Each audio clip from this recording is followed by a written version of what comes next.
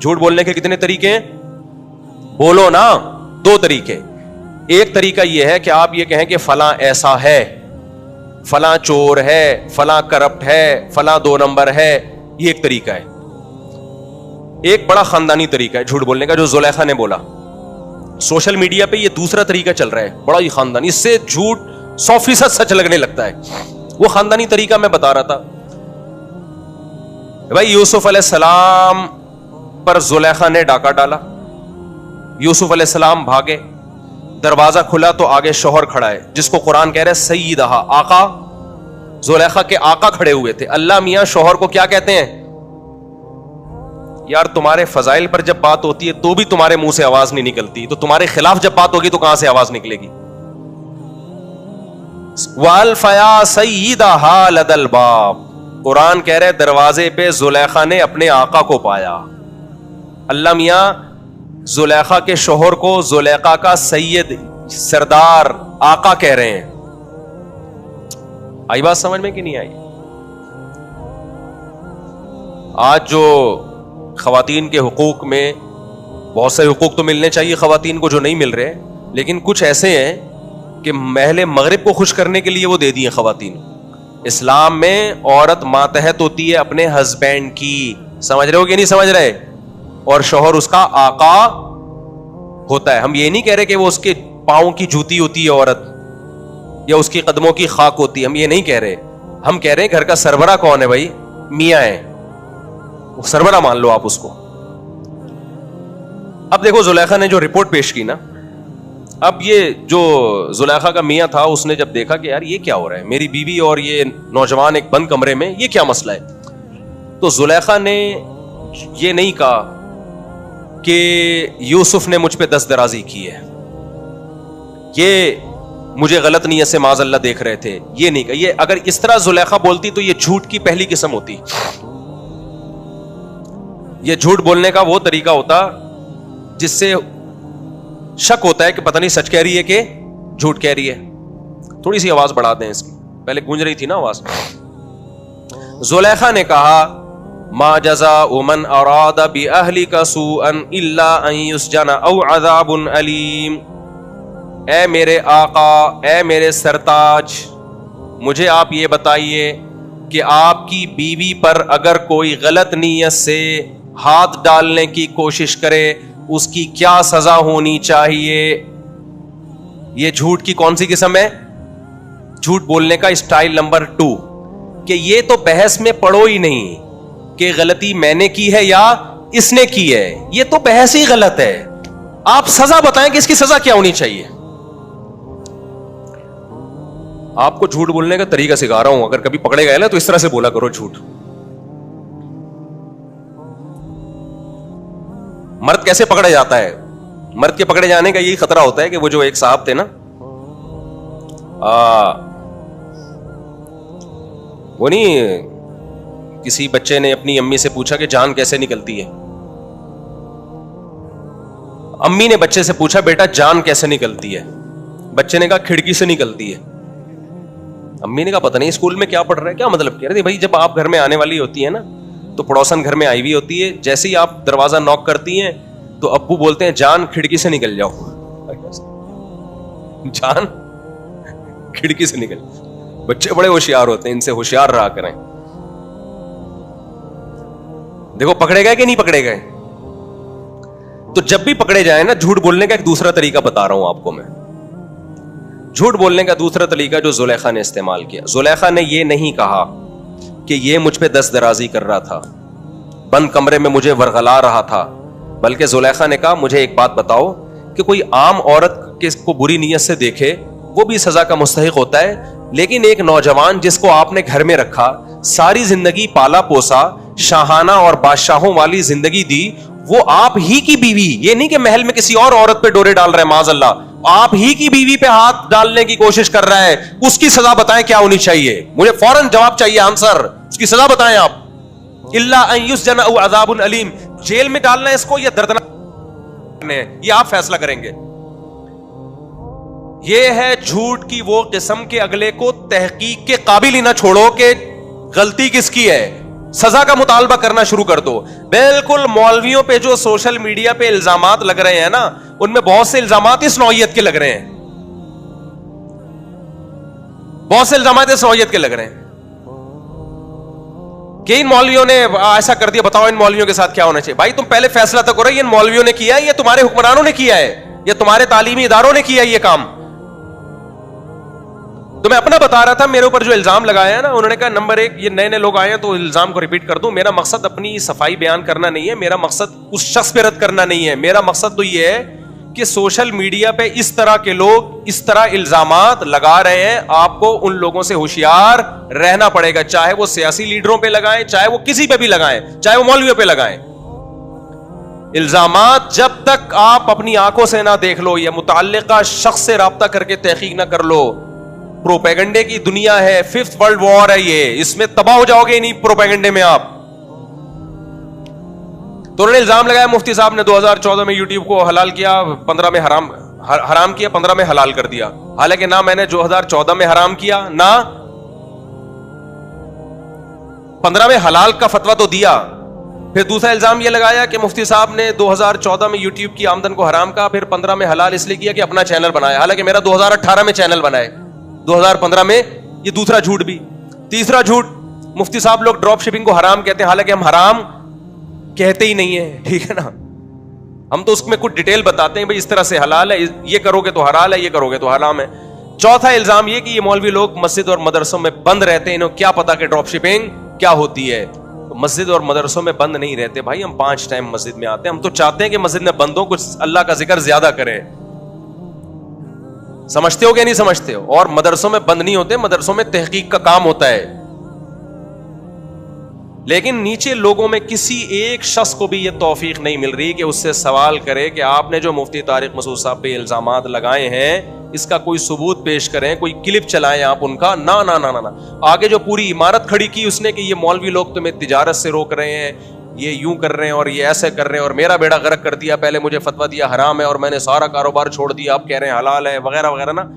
लेकिन लोग उन इल्जामात की नहीं कर रहे कि तहकीक करें हम, बल्कि लोग भी उसमें शामिल है कि इन मौलवियों का होना क्या चाहिए।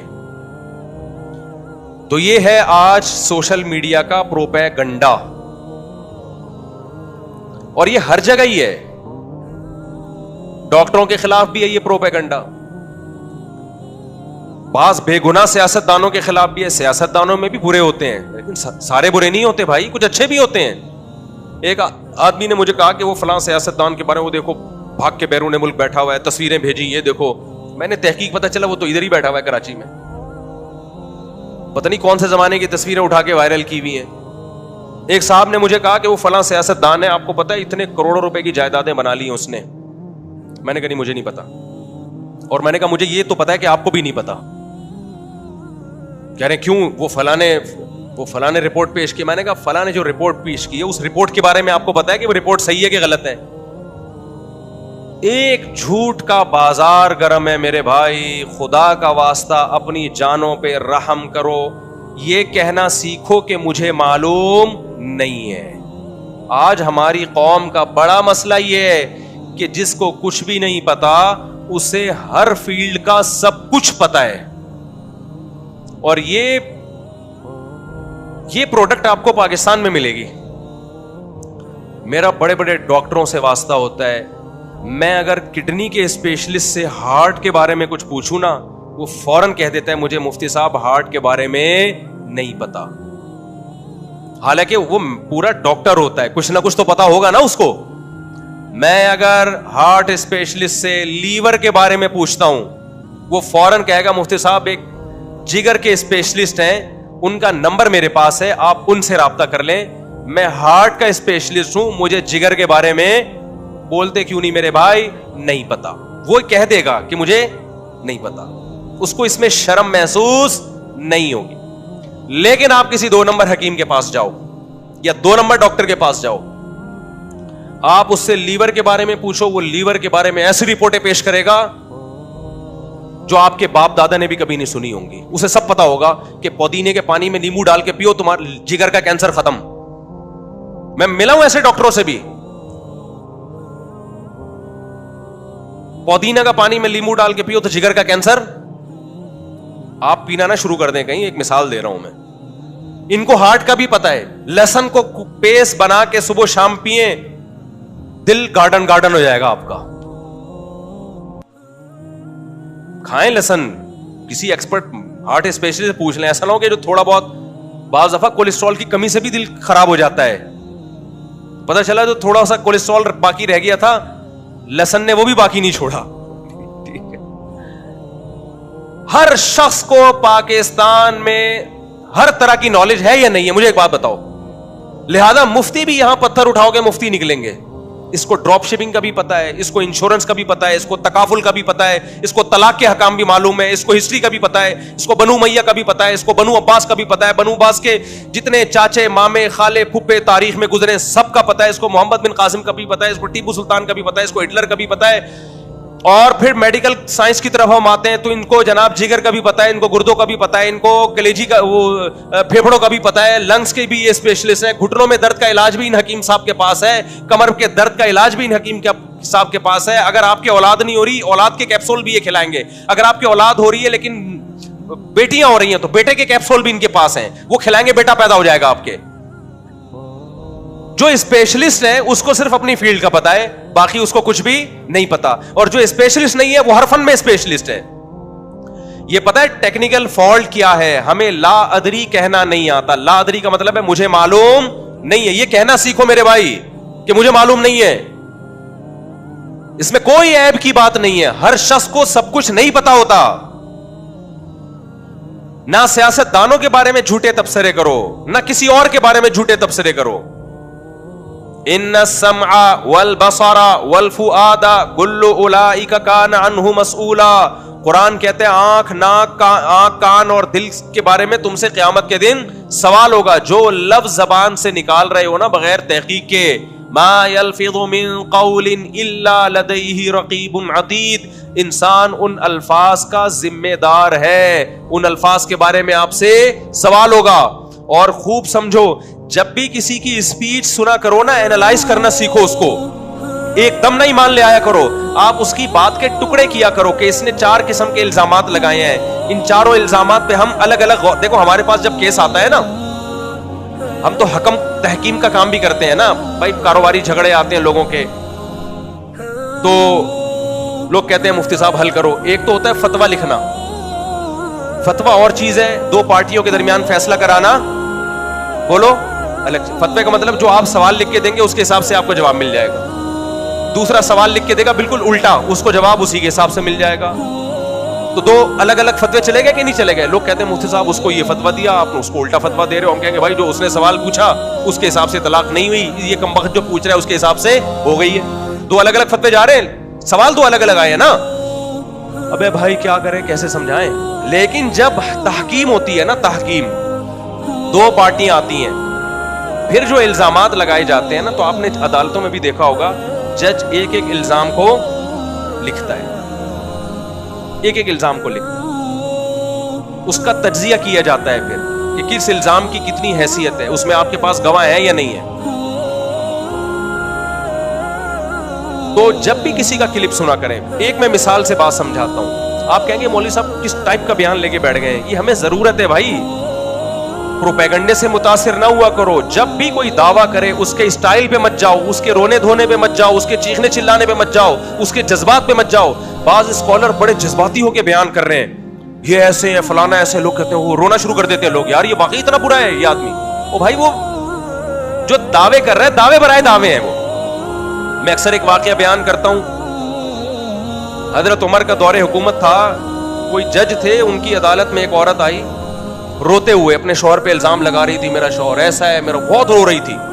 तो जो कमरा अदालत में लोग बैठे हुए थे, उन्होंने जज से कहा कि जज साहब ये औरत बड़ी मजलूम है, आप इसके हक में फैसला करें।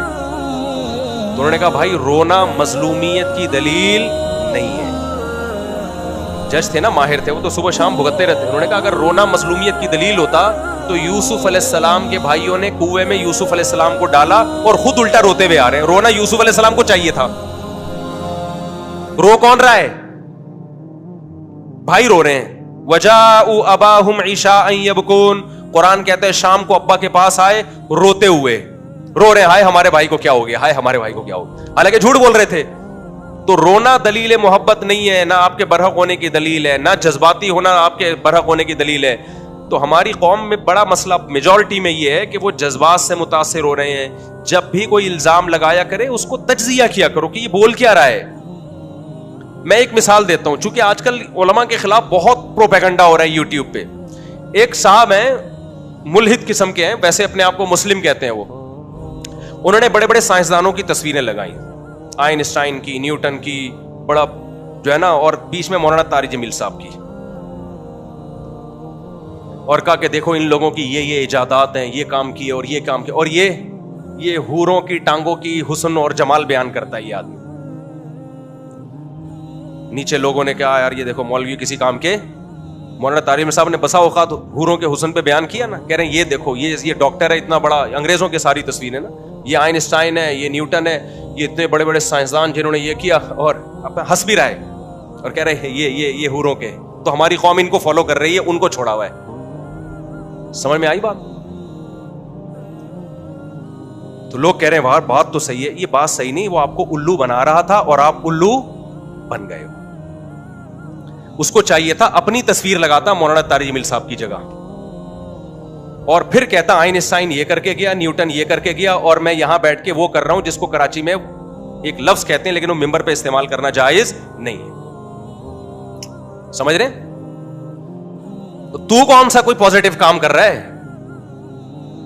یہ بات کوئی سائنسدان کرتا ہے نا کہ میں یہ کر رہا ہوں, میں یہ کر رہا ہوں, اور مولانا طارق جمیل صاحب حوروں کے فضائل سنا کے لوگوں کو بیوقوف بنا رہے, معاذ اللہ ان کی رائے میں. تو نے کون سا تیر, تو کیا چارٹرڈ اکاؤنٹنٹ بن گیا ہے, یا کوئی تو لیب میں تو نے کوئی پانی سے چلنے والی کوئی گاڑی ایجاد کر لی ہے تو نے؟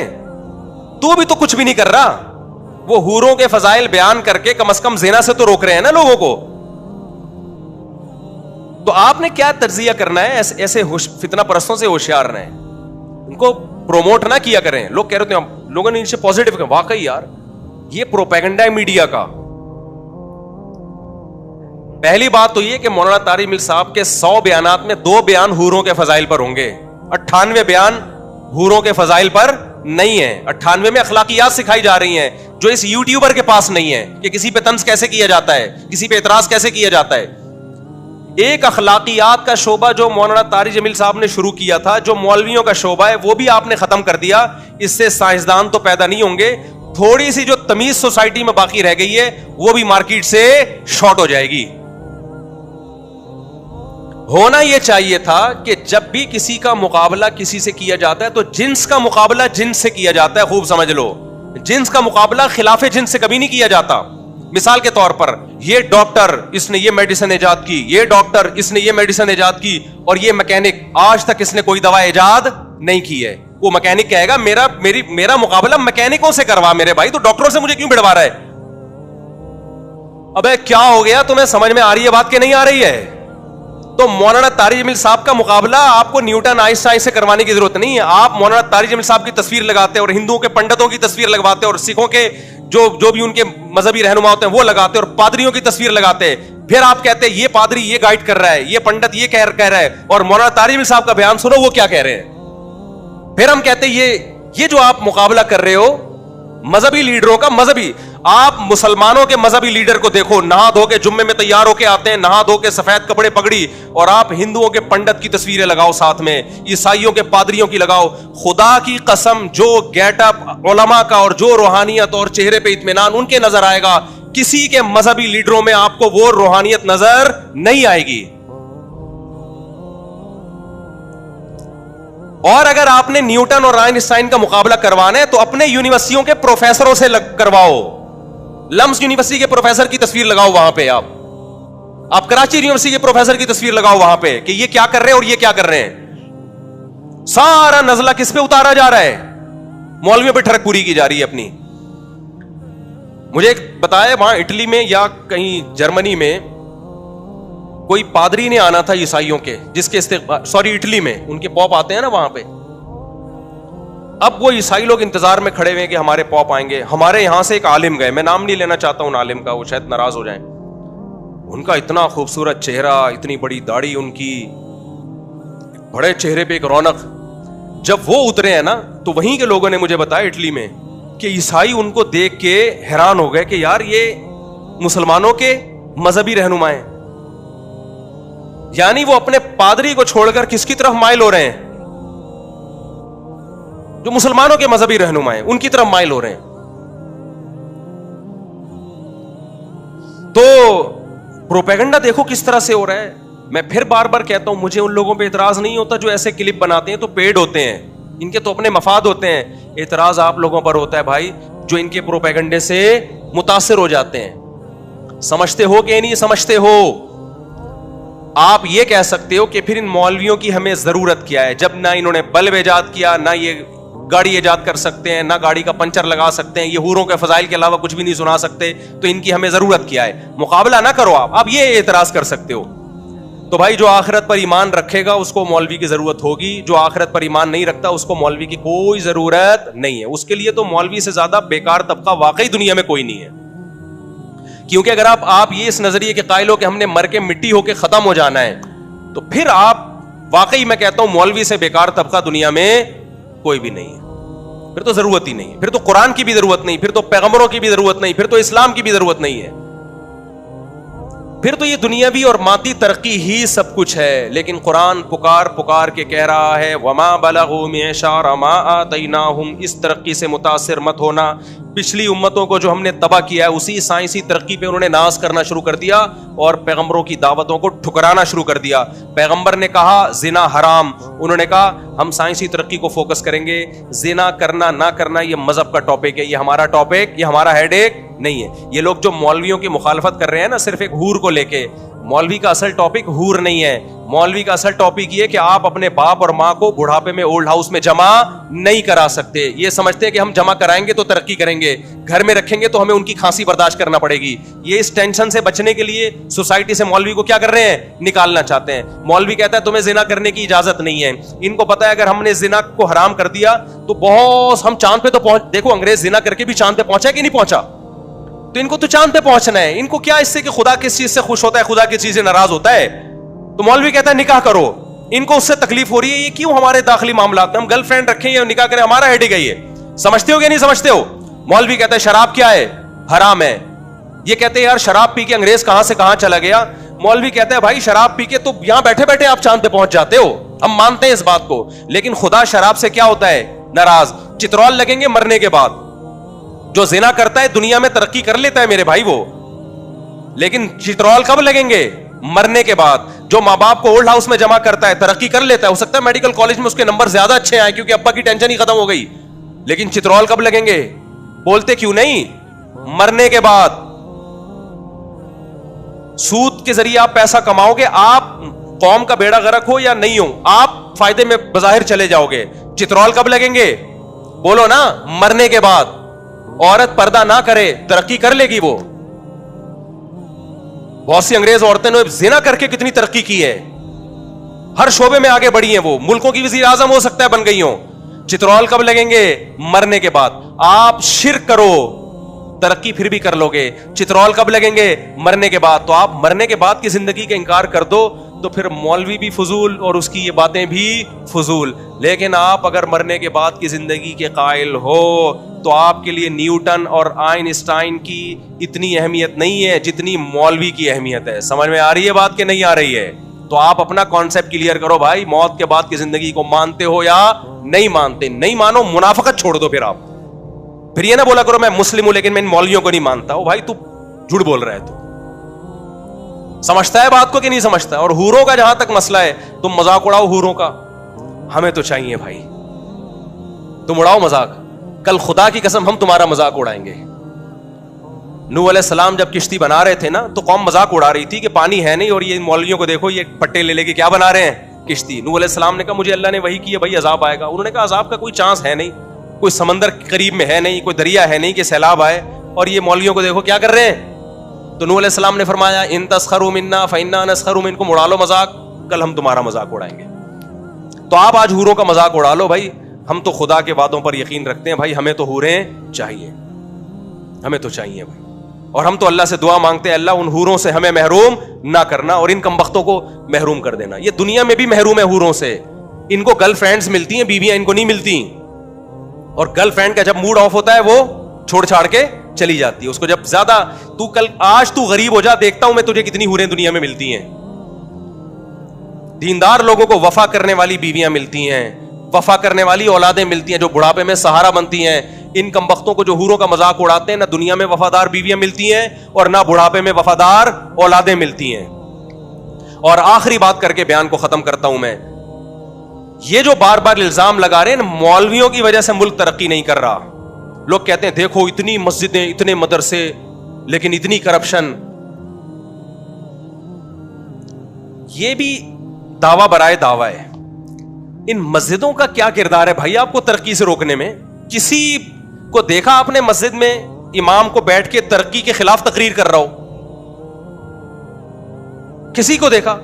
آپ کہہ سکتے ہیں ترقی کے خلاف تو تقریر نہیں کرتے, لیکن حوروں کے اتنے فضائل بیان کر دیتے ہیں کہ لوگ ان کے چکروں میں پڑ جاتے ہیں, اور کوئی آئنسٹائن اور نیوٹن جیسا پھر پیدا نہیں ہوتا, سارے حوروں کے چکر میں لگ جاتے ہیں. او بھائی حوروں کے چکر میں لگا کے ترقی سے نہیں روک رہے, آپ کو موٹیویٹ کر رہے ہیں ہم کہ تم ترقی کرو, کیونکہ اللہ نے جنت کی حوروں کا وعدہ سست اور پوستی لوگوں سے نہیں کیا, انہی لوگوں سے کیا جو اسٹرگل کرتے ہیں. میرے تو میڈیکل کالج میں بیانات ہوتے رہتے, میں کہتا ہوں تمہیں حوریں ملیں گی نہیں اس وقت جب تک تم پڑھائی کو فوکس نہیں کرو گے. اسلام جب دنیا میں آیا, مجھے ایک بات بتاؤ, سائنس نے ترقی کی ہے یا تنزل میں گئی ہے سائنس؟ یہ تو گورے اعتراف کر رہے ہیں کہ مسلمان سائنٹسٹ اگر نہ ہوتے تو جس ترقی پہ آج ہم ہیں آج سے 500 سال کے بعد ہوتے. تو اسلام کے دنیا میں آنے کے بعد ہی لوگوں نے سائنسی ترقی شروع کی ہے. تو اسلام نے کون سا ایسا سبق دیا تھا کہ سائنسی ترقی شروع ہو گئی؟ اس وقت تو یورپ اندھیروں میں ڈوبا ہوا تھا. جتنے آپ کے سائنسدان ہیں نا جو اس وقت جتنے علوم ہیں, ان سب کے تانے بانے کہیں نہ کہیں مسلمان سائنٹسٹ سے جا کے مل رہے ہوں گے. تو اگر اسلام ترقی میں رکاوٹ ہوتا ہے یا مولوی ترقی میں رکاوٹ ہوتا تو بنیادیں کیوں رکھی ہوتی ہیں اسلام نے سائنس کی؟ ایک چیز خیر کی تھی, آپ نے سائنس کا لیبل لگا کے اس خیر کو بھی سوسائٹی سے ختم کر دی.